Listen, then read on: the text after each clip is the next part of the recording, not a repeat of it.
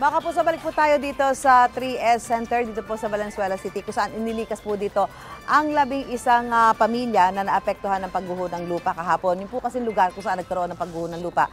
2 barangay po ang sumasakop, ang Barangay Ugong at Barangay Mapulang Lupa dito sa Valenzuela.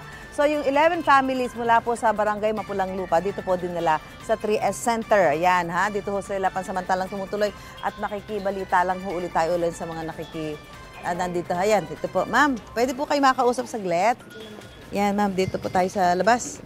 Mukhang natutulog pa tayo dyan. Ano pang pangalan niyo, ma'am? Rowena De Leon po, Rowena. Kayo po ay, nasaan ho kayo kahapon nung mangyari yung pagguho? Pumasok na po ako sa pabrika, ma'am. Tinawagan lang ako ng anak ko. Wala kayo sa bahay po nung nangyari? Wala po, 2 anak ko. Yung apo ko nasa labas, 2 din.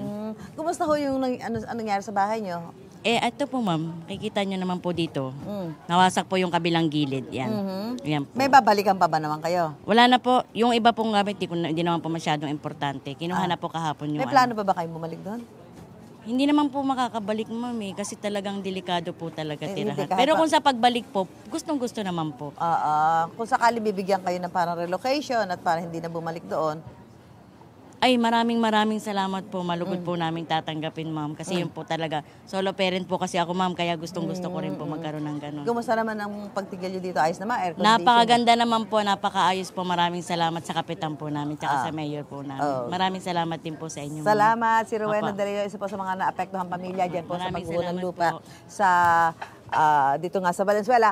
At ngayong araw po, ngayong umaga, pupunta po si Mayor dyan sa lugar na yan para magkaroon ng assessment kung mapapayagan na ba, makabalik, yung ilang gustong bumalik o talaga bang i-invite safe pa na tirhan ng ating mga kababayan mula dito sa Valenzuela City. Magkakaroon po ng assessment dito si Mayor Gatchalian. Mauna ka sa mga balita, bisitahin at mag-subscribe sa GMA Integrated News sa YouTube. Sa mga kapuso abroad, samahan nyo kami sa GMA Pinoy TV at sa www.gmanews.tv.